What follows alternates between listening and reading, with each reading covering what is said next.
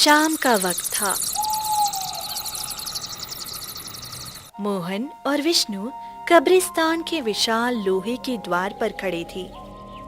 भैया, हम यहाँ कब्रिस्तान के पास क्यों आए हैं? मोहन, तुम्हें इस कब्रिस्तान के अंदर जाना होगा, तभी हमारी किस्मत में लिखा दुख मिटेगा। नहीं भैया, मैं कभी इस जगह के अंदर नहीं जाऊंगा। अगर आप चलेंगे तो मैं भी चलूंगा। मैं नहीं जा सकता मोहन, मैं सिर्फ तुम्हें जाने को कह सकता हूँ। जो काम वहाँ है वो सिर्फ तुम ही कर सकते हो। क्या सच में कोई और रास्ता नहीं है भैया? अगर तू चाहता है कि मैं और तेरी भाभी जिंदा रहें तो तुझे इस कब्रिस्तान में जाना ही होगा। फिर डरते डरते मोहन जैसे ही पैर कब्रिस्तान के अंदर डालता है, तभी पूरा दृश्य अचानक बदल जाता है।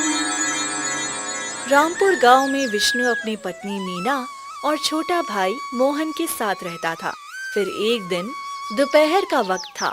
घर के अंदर से चिल्लाने की आवाज आ रही थी। देखो जी, बस बहुत हो गया। अब मैं और बर्दाश्त नहीं कर सकती हूँ। मैं आपको कितनी बार कह चुकी हूँ कि अपने छोटे भाई को घर से निकाल दो। अगर आपने उसे घर से नहीं निकाला तो मैं ये घर छोड़कर चली जाऊंगी। अरे भाग्यवान, तू ये कैसी बातें कर रही है? ये घर और जमीन में उसका भी हक है। कैसे मैं उसे घर से निकाल दूं? सब क्या कहेंगे? अगर आपको उसकी इतनी फिक्र है तो आप ना मुझे छोड़ दीजिए। मैं आपके साथ नहीं रह सकती हूँ। मुझे वो बिल्कुल बर्दाश्त नहीं है। अच्छा ठीक है भाग्यवान, अगर तू कहती है तो मैं कुछ सोचता हूँ और उसे किसी न किसी तरीके से हम अपने घर से निकाल कर ही रहेंगे। इतने में मोहन वहाँ आ जाता है। भैया भैया, मैं खेत का सारा काम निपटा दिया और वो जो खाद डालना था ना, मैंने वो भी डाल दिया है। अच्छा ठीक है, तुमने सारा काम कर लिया है। देख, घर का जलावन भी खत्म हो गया है, तो जाकर जंगल से लकड़ियां ला दे ताकि शाम का चूल्हा जल सके। ठीक है भैया, पर मुझे भी बहुत भूख लगी है। कुछ खाने को मिल जाता तो मैं चला जाता।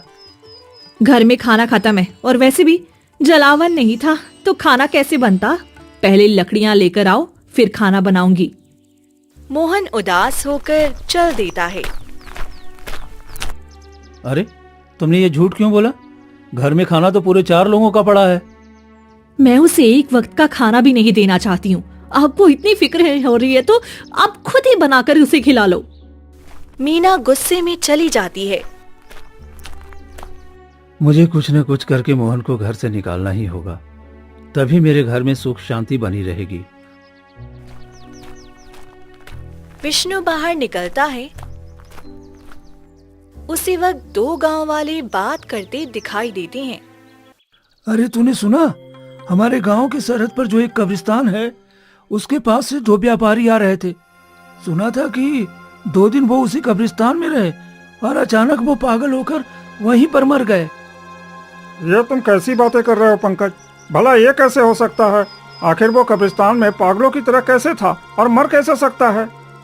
तू नहीं जानता, हमारे दादाओं ने कहा है उस कब्रिस्तान में एक माँ बेटी की आत्मा रहती है और कई वर्षों से वही है।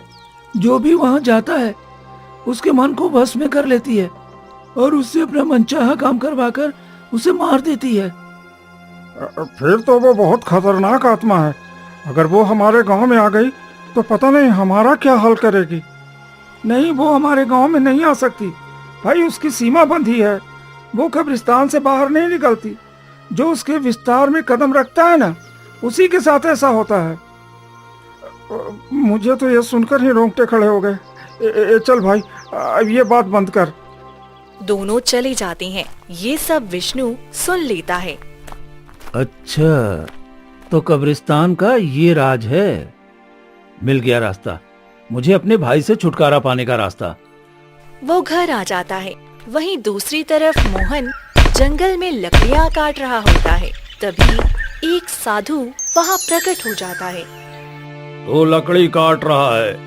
अरे तेरी किस्मत अब बुरी तरह से बर्बाद होने वाली है। चला जा यहाँ से। अब क्या बोल रहे हैं साधु महाराज? मैं ठीक हूँ और मेरे भैया भाभी भी ठीक हैं। आपको क्या हो गया है? जिस भैया भाभी का नाम जप रहा है वही एक दिन तुझे मृत्यु के द्वार पर भेजेंगे। उन्हें त्याग दे और घर वापस कभी मत जा। नहीं, मेरे माता पिता तो बचपन में ही मर गए। भैया भाभी ही मेरे माँ बाप का प्यार दे रहे हैं। मैं उन्हें कभी नहीं छोड़ सकता हूँ। मोहन वहाँ से चला जाता है। इतना प्रेम करता है ये अपने भैया भाभी से, यही प्रेम इसके गले का फंदा बनेगा। मोहन घर लौट आता है।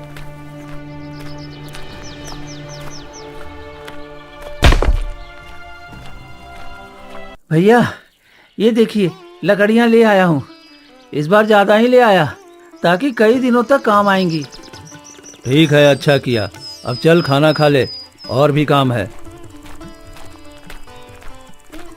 मीना एक रोटी और सूखा प्याज रख देती है। भाभी सब्जी नहीं है, प्याज के साथ रोटी कैसे खा पाऊंगा? सब्जी खत्म है और खरीदने के पैसे भी नहीं है। अगर खाना है तो खा, नहीं तो भूखे रहो। मीना गुस्से में चली जाती है। मोहन तू बुरा मत मान, भाभी का स्वभाव बस थोड़ा तेज है। ले खा ले, और उसके बाद मैं एक काम बताऊंगा, लेकिन किसी से कहना मत। नहीं भैया, मैं किसी को नहीं बताऊंगा। बताइए ना क्या करना है। कल सुबह मेरे पास आ जाना। विष्णु कमरे में जाता है। क्या बात कर रहे थे? उसे कल सुबह क्यों बुला रहे हो? तुम हमेशा चाहती थी ना कि मोहन को खुद से दूर कर दूं, उसे घर से निकाल दूं, तो मैं सब तैयारी कर चुका हूं। कल के बाद वो कभी हमारे आसपास नहीं भटकेगा। क्या सच में ऐसा करने वाले हो? बताओ तो सही। वो गांव वालों से सुना है कि गांव की सीमा पर जो कब्रिस्तान है, वहां जो भी कदम रखता है वो 2 दिन में मर जाता है। हम कल मोहन को उसी कब्रिस्तान में भेजेंगे, बस देखते जाओ। ये तो बहुत खुशी की बात है। मुझे बेसब्री से कल का इंतजार रहेगा। दोनों सो जाते हैं। उधर मोहन, हे भगवान, मेरे घर की हालत कितनी खराब है। मुझे ये सूखा खाना भी नहीं खाया जा रहा। पता नहीं भैया भाभी ने कैसे खाया होगा। मुझे और मेहनत करनी है ताकि उन्हें अच्छी जिंदगी दे सकूं। अगली सुबह होते ही मोहन उठ जाता है और विष्णु के पास जाता है कि इतने में ही जमींदार आ जाता है और जोर जोर से चिल्लाने लगता है। अरे विष्णु, अरे क्या कर रहा है? चल उठ, घर के बाहर आ। अगर तूने इस बार मेरे पैसे नहीं दिए ना, तो देखना मैं तेरी पत्नी को उठाकर ले जाऊंगा और उससे घर का सारा काम करवाऊंगा। तभी विष्णु घर से बाहर आता है। क्या हुआ जमींदार साहब, आप क्यों परेशान हो रहे हो? अरे तुम्हें याद नहीं है क्या? हाँ, तुमने पिछली बार मुझसे कर्ज लिया था और कहा था कि इस बार तुम फसल बेचकर मुझे सारा कर्ज चुका दोगे, लेकिन तुमने इस बार भी मेरा पैसा वापस नहीं दिया है। नहीं, ऐसा मत करिए, मैं आपके पैसे चुका दूंगा। बस हमें कुछ समय का मोहलत और दे दीजिए। मैं तुम्हें बस 2 दिन का और वक्त दे रहा हूँ। अगर 2 दिन के अंदर तुमने मेरे पैसे वापस नहीं किया तो देखना तुम्हारी पत्नी मेरी हवेली पर होगी। नहीं, आप ऐसा नहीं कर सकते हो। मेरी भाभी को आप नहीं ले जा सकते। मैं आपके सारे कर्ज चुकाऊंगा, चाहे इसके लिए मुझे जो भी करना पड़े। यही सही वक्त है। अब मुझे थोड़ी प्यार से बात करनी चाहिए, तभी ये जाने के लिए उस कब्रिस्तान में तैयार होगा। ठीक है, मैं जाता हूँ, लेकिन 2 दिन के बाद फिर मैं वापस लौटूंगा। इतना कहकर जमींदार वहाँ से चला जाता है और विष्णु वहीं पर जमीन पर बैठकर रोने का नाटक करने लगता है। हे भगवान, मैं कैसा आदमी हूँ। मैं अपने ना भाई का ध्यान रख पा रहा हूँ, ना ही अपनी पत्नी का ध्यान रख पा रहा हूँ। मेरे जैसा नालायक पति होने और न होने से कोई फर्क ही नहीं पड़ता। हे भगवान, मुझे उठा ले भगवान, मुझे उठा ले। नहीं भैया, ये आप कैसी बातें कर रहे हैं? आपको कुछ नहीं होगा, मैं वो सारा पैसा चुका दूंगा। 2 दिन में हम वो पैसे कैसे चुकाएंगे? मुझे बचा लो मोहन, मैं जमींदार के साथ नहीं जाना चाहती हूँ। मुझे नहीं जाना है, मेरी रक्षा करो। मैं क्या करूं भैया? अगर कोई उपाय है तो बताइए, मैं वो करने के लिए तैयार हूँ। भाई, मुझे एक चीज का पता चला है। हमारे गांव के सरहद पर जो कब्रिस्तान है ना, उसी के नीचे एक कब्र होगा। उसी के नीचे ढेर सारा खजाना छुपाया गया है। हमारे राजा ने अपना खजाना सुरक्षित रखने के लिए उस कब्रिस्तान में छुपाया है। मुझे ये पता चला एक गुप्तचर से। अगर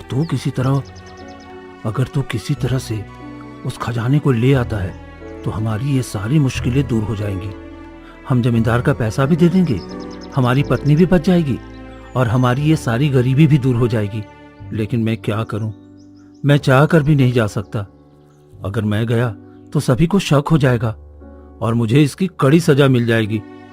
अगर तू गया तो मैं ये बात किसी को नहीं बताऊंगा और फिर हमारी सारी परेशानियां दूर हो जाएंगी।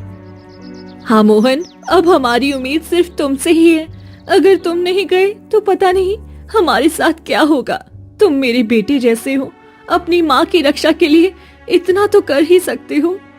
भाभी, मैं आपको और भैया को कुछ नहीं होने दूंगा। मैं जरूर जाऊंगा। इतना कहकर मोहन वहाँ से निकल पड़ता है। तभी विष्णु और मीना जोर जोर से हंसने लगते हैं। देखा मीना मेरी चाल? मैंने ही जमींदार को धमकी देने के लिए कहा था। इसके बदले में जमींदार को पूरे 1000 रुपए दिए हैं। अब देखो मेरा काम कितना आसान हो गया। आपने इतने बड़े जमींदार को यह नाटक करने के लिए मना कैसे लिया? अरे तू नहीं जानती, जमींदार मेरा बहुत अच्छा दोस्त है। अरे हम दोनों बचपन के लंगोटिया यार हैं, तो ये मेरे लिए तो इतना कर ही सकता था। अब देखो ना, न चाहकर भी उस कब्रिस्तान के पास मोहन जरूर जाएगा और फिर हमेशा हमेशा के लिए हमें उससे छुटकारा मिल जाएगा। मान गए जी आपके शैतानी दिमाग को। मैंने तो सोचा था कहीं सच में आपने जमींदार से कर्ज लिया होगा, इस वजह से वो ऐसा कर रहा है। नहीं, मैं कर्ज भला क्यों लूंगा? अरे हमारे पास इतनी जमीन है, घर है, फसल होती है। अब ये सारी जमीन, ये सारा घर और जितना माँ का जेवर है ना, वो सब अब तुम्हारा है। अब तो तुम खुश हो ना? हाँ? हाँ हाँ जी, क्यों नहीं, खुश रहूंगी। भला इतना खुशी का तोहफा आपने मुझे दिया है, मैं खुश क्यों नहीं रहूंगी। दोनों जोर जोर से हंसने लगती हैं। वहीं मोहन चलते चलते कब्रिस्तान के द्वार पर पहुंचता है। अच्छा, तो यही कब्रिस्तान है। अब मुझे वो खजाना ढूंढना होगा। लेकिन ये कब्रिस्तान इतना सुनसान कैसे लग रहा है? जैसे कोई यहाँ बैठकर रो रहा हो, पर कोई नजर नहीं पड़ रहा है। अरे उससे मुझे क्या, मुझे तो बस खजाना लेना है। मोहन अपने पाँव कब्रिस्तान में रखता है। तभी तेज आंधी और तूफान चलने लगता है और सामने एक पेड़ के नीचे एक सफेद कपड़ों में बैठी लड़की फूट फूट कर रो रही होती है। अरे ये कब्रिस्तान में एक लड़की क्यों रो रही है? वो भी इतनी शाम को कब्रिस्तान में रो रही है। जरूर कोई बात है, मुझे जाकर पूछना चाहिए। मोहन उसके पास जाता है।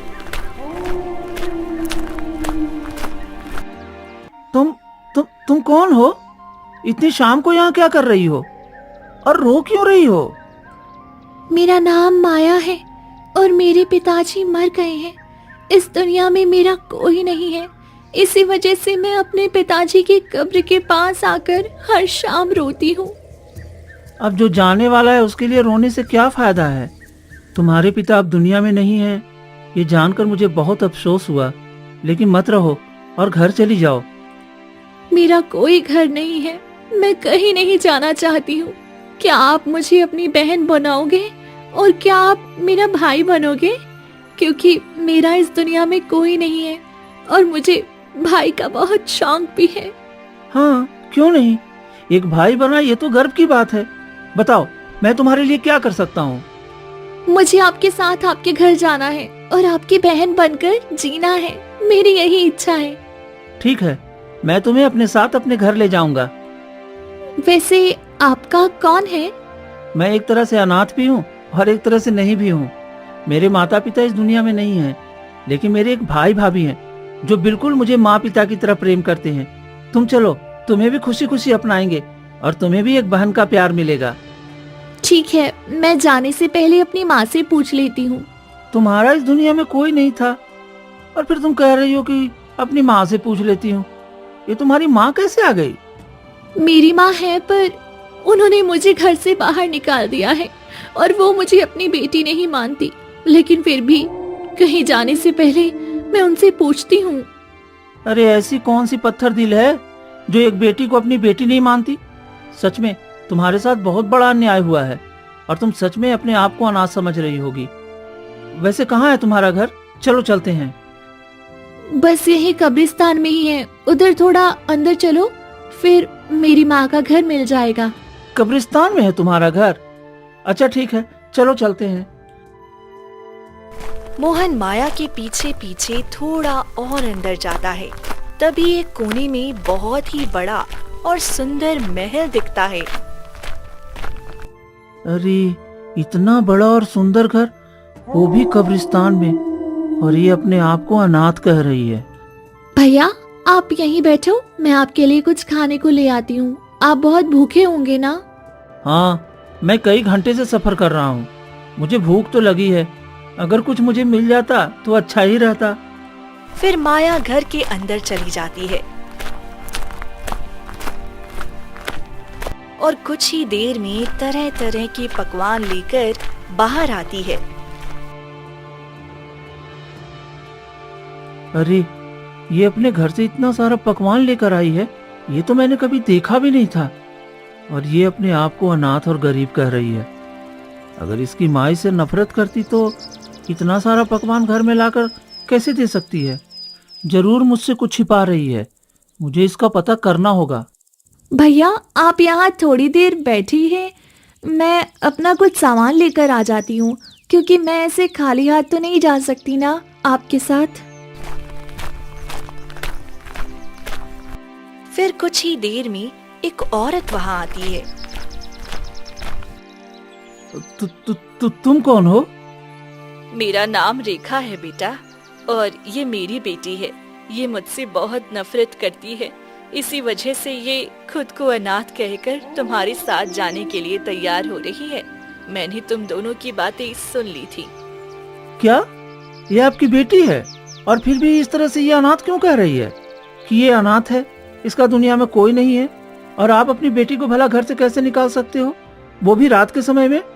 नहीं, मैंने इसे घर से बाहर नहीं निकाला। ये बस मुझसे नफरत करती है। ये अपने पिता की मौत का जिम्मेदार मुझे समझती है, इसी वजह से ये मेरे साथ रहना नहीं चाहती और यहाँ से जाना चाहती है। पर मैं क्या कर सकती हूँ, इसमें मेरी क्या गलती है? तो ये तो बहुत ही गलत हुआ है, उसे बहुत बड़ी गलतफहमी हुई है, उसे तो आपको दूर करना चाहिए। मैं चाहकर भी उसकी गलतफहमी कभी दूर नहीं कर सकती। उसे बचपन से ही एक भाई बहुत पसंद था और वो अपना भाई पाना चाहती थी, लेकिन मैं उसकी ये इच्छा पूरी नहीं कर पाई। उससे पहले मेरे पति का देहांत हो गया था, इसी वजह से वह मुझसे नफरत करती है कि मैंने उसके पिता को मार दिया और उसे एक भाई भी नहीं दिया। इसी वजह से वह मेरे साथ रहना नहीं चाहती और बहुत नफरत करती है। बेटा तुम अभी यहीं आराम कर लो, क्योंकि देखो इससे आगे जाओगे तो रात का समय, और रात के समय कब्रिस्तान के बाहर नहीं जाना चाहिए, क्योंकि कब्रिस्तान के अंदर सुरक्षित रहता है और इसके बाहर जाते ही पता नहीं क्या क्या घटना तुम्हारे साथ हो जाएगी। तुम यहीं हमारे ही घर में सो जाओ, सुबह चले जाना।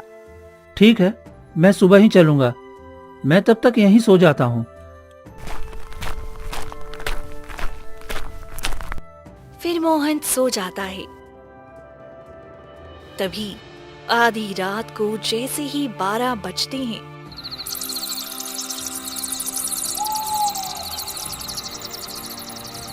महल अचानक से गायब हो जाता है और रेखा और माया दोनों अपना भयानक रूप ले लेती हैं और जोर जोर से हंसने लगती हैं। हमारा बकरा फंस गया, अब तो हमारी इच्छा पूरी हो जाएगी बेटी। हाँ माँ, हमने जैसा सोचा था बिल्कुल वैसा ही हुआ। अब इससे हम वो काम करवाएंगे जिसके लिए हमने इसे भ्रमित किया है। अब बताओ माँ, हम क्या कर सकते हैं? जिससे कि हम इस कब्रिस्तान में नहीं बल्कि पूरे गांव पर राज कर सकें। गांव में भी हम जाकर अपना खौफ सबके दिलों में जगा सकें। चिंता मत करो बेटी, वो दिन भी अब नजदीक है। मैंने एक अघोरी से कहते सुना था कि गांव के पंडित के पास एक ऐसी काली शक्ति का किताब है, अगर वो किताब हमें मिल जाए तो हम सर्वशक्तिशाली हो जाएंगे और फिर हम जहाँ चाहें वहाँ जा सकते हैं। तब तो ठीक है, फिर सुबह होते ही हम इसे उस पंडित के पास भेजेंगे। चलो अब हम आराम करते हैं, थोड़ी देर बाद सुबह हो जाएगी, फिर हमें इसे अपना नया रूप भी दिखाना है। हाँ बेटी, क्यों नहीं। फिर गहरे अंधेरे के बाद सुबह होती है और सूरज की पहली किरण निकलते ही फिर से वहाँ पर महल बन जाता है और मोहन की नींद खुल जाती है। माया, अब चलो चलते हैं, क्योंकि मैं जो काम करने आया था वो तो हुआ नहीं। पहले मैं तुम्हें अपने घर छोड़ाता हूँ, उसके बाद मैं अपना काम करूँगा। भैया, मैं आपके साथ जाने के लिए तैयार हूँ, लेकिन उसके लिए आपको मेरा एक छोटा सा काम करना होगा। ठीक है, ऐसा क्या काम है बताओ, मैं करने के लिए तैयार हूँ। इस गांव के पंडित के पास एक किताब है जो कि काले रंग की है। आपको वो किताब लाकर मुझे देनी होगी, फिर मैं आपके साथ चलूंगी। भला पंडित के पास ऐसा क्या किताब है, और तुम किस पंडित की बात कर रही हो? देख बेटी, तू इसे अपना भाई मानती है और इसके साथ जाने के लिए तैयार भी है, लेकिन ये तुम्हारे लिए वह किताब भी नहीं ला सकता है जिससे तुम्हारे पिता की आत्मा को शांति मिल सके। इसीलिए कहते हैं कोई अपना नहीं है इस दुनिया में। वो तो मेरे मामा हैं, वो तो पूरे गांव वालों की मदद करते हैं, और मैं उनसे वो किताब नहीं ला सकता हूँ। वो भला मुझे किताब क्यों देंगे? भैया, आप मेरे लिए इतना नहीं कर सकते हो तो फिर मेरी भाई शब्द पर से उम्मीद टूट जाएगी। ऐसे मत करो भाई। अच्छा ठीक है, तुम्हें वो किताब चाहिए तो मैं वो लेकर आता हूँ। फिर आधे मन से मोहन वहाँ से निकल पड़ता है और गांव की तरफ आ जाता है, और जैसे ही पंडित के घर पहुँचता है। अरे मोहन बेटा, तू यहाँ क्या कर रहा है? और सब बता, तेरा भाई भाभी सब कैसा है? मामा, सब तो बहुत अच्छे हैं, और मुझे आपकी बहुत याद आ रही थी, इसलिए आपके पास आ गया। आप ठीक हो? हाँ, सब ठीक है बेटा, बस इन दिनों गांव में कुछ ज्यादा ही परेशानियां चल रही है, उसी काम में लगा हूँ। मैं आपकी कोई मदद कर दूँ? हाँ, बस देख ले, मेरे अंदर जो कुछ किताबें हैं उन किताबों को ठीक करके रख दे, क्योंकि मुझे अभी जमींदार के पास जाना है और उसके बेटे का नामकरण भी करना है, तो मुझे आने में थोड़ा वक्त लग जाएगा। क्यों नहीं मामा, मैं अच्छे से कर दूंगा, आप बेफिक्र होकर जाइए। ठीक है बेटा। फिर पंडित चला जाता है। यही सही वक्त है, मुझे जल्दी से वो काली किताब ढूंढना होगा।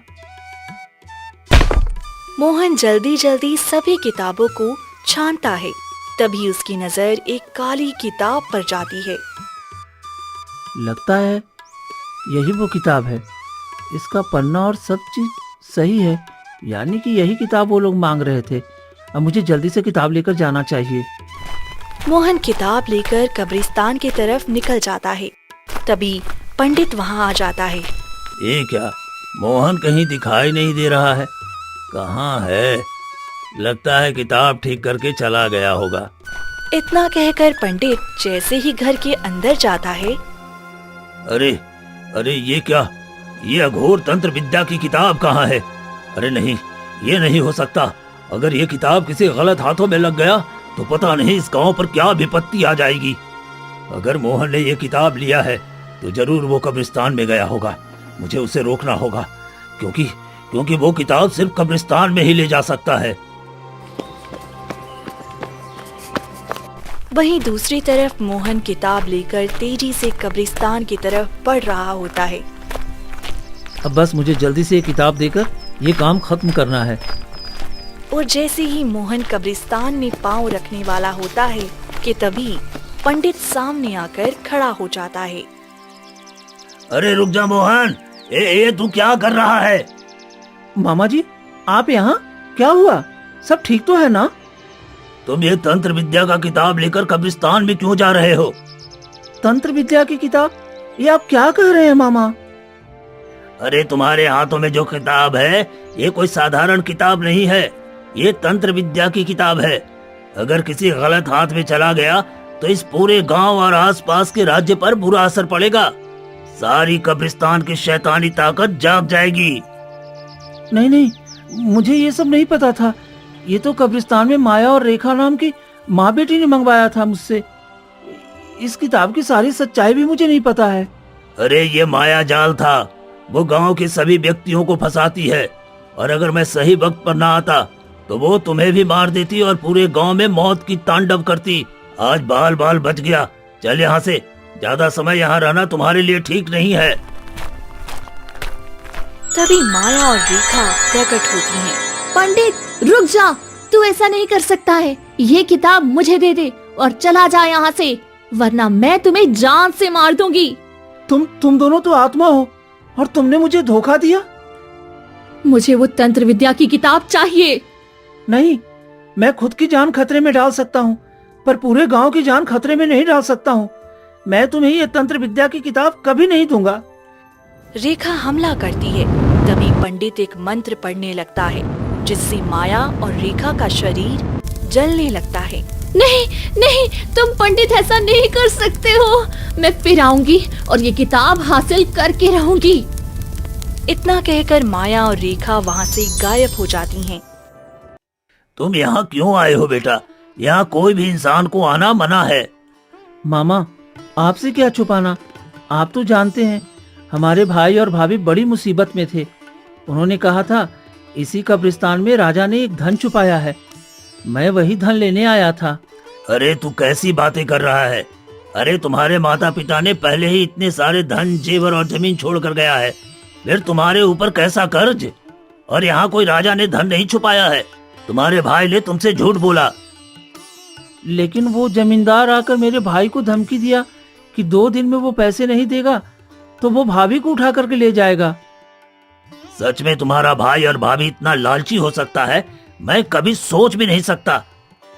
अरे उसने खेल खेला है तुम्हारे साथ। आप क्या कह रहे हैं मामा? तुम चलो मेरे साथ। तेरे माता पिता पूरे गांव के सबसे अमीर व्यक्ति थे और उन्होंने बहुत धन जोड़ा है। वो लोग तुम्हें मार कर वो सारा धन हड़पना चाहते होंगे, इसी वजह से उन्होंने ऐसा किया है। नहीं, भैया भाभी मुझसे बहुत प्रेम करते हैं, मेरे साथ ऐसा नहीं कर सकते। फिर तुम चलो मेरे साथ। पंडित मोहन को लेकर विष्णु के पास जाता है। वहीं घर के अंदर विष्णु और मीना हंस हंस के बातें कर रही थी। मीना, अब तो मोहन हमेशा हमेशा के लिए मर गया होगा। हाँ जी, कितने गांव वालों की लाश उठी है, अब बचने की कोई उम्मीद ही नहीं है। वह भी मर चुका होगा। अब माँ जी का जितना भी जेवर है और ये जमीन, घर सब हमारा हो गया। हाँ, अब हम इस गांव के सबसे धनी व्यक्ति बन गए हैं और हमारे भाई को पता भी नहीं है कि वो गया है धन लाने। अरे वहाँ कोई धन भी नहीं है और न ही हमारे पास कोई कर्जा है। अरे ये तो बस हमने ये जमीन और घर और जेवर रखने के लिए ऐसा नाटक किया था। तभी मोहन गुस्से में विष्णु के सामने जाता है। भैया भाभी, आप दोनों को बिल्कुल भी शर्म नहीं आई? आप दोनों ने हमारे साथ इतना बड़ा खेल खेला। अगर आप लोगों को धन और जेवर चाहिए था तो आप पहले एक बार मुझसे कहकर देखते, मैं खुशी खुशी धन और जेवर दे देता। लेकिन आपने मेरा विश्वास तोड़ा, मुझे कहीं का नहीं छोड़ा। मैं आपको कभी माफ नहीं कर सकता, कभी नहीं। सच में विष्णु, तू एक बड़ा भाई होकर इतना घिनौना काम करेगा, मुझे भी यकीन नहीं था। शुक्र है कि मैं मोहन को सही सलामत बचा लिया। मामा जी, मुझे माफ कर दीजिए, मुझसे गलती हो गई, मैं लालच में आ गया था। माफी क्यों मांग रहे हो जी? हमने मेहनत किया है और हमने ये सारा धन बचा के रखा है, तो ये हमारा ही है। हम इसे पाने के लिए जो भी किए उसमें हमें कोई अफसोस नहीं होना चाहिए। मेरी बहन ने एक वसीयत बनाकर मुझे दिया था कि अगर दोनों भाई में झगड़ा हो तो मैं वो वसीयत मोहन के नाम कर दूंगा। अब कानूनी तौर पर मोहन को वो वसीयत मिलेगी, जिससे कि जितने भी जमीन और जेवर हैं मेरी बहन की, सब पर मोहन का बराबरी का अधिकार होगा। मोहन, चलो, अब तुम्हें इस घर में रहने की जरूरत नहीं है। तुम मेरे साथ मेरे घर में रहोगे जब तक तुम्हारा बंटवारा ना हो जाए। मोहन रोते हुए वहाँ से चला जाता है और पंडित के साथ रहने लगता है। कुछ दिन में बंटवारा होने के बाद दोनों भाई में बराबर बराबर सभी चीजें बांट दी जाती हैं और गांव की एक अच्छी लड़की देखकर शादी करके मोहन खुशी खुशी रहने लगता है।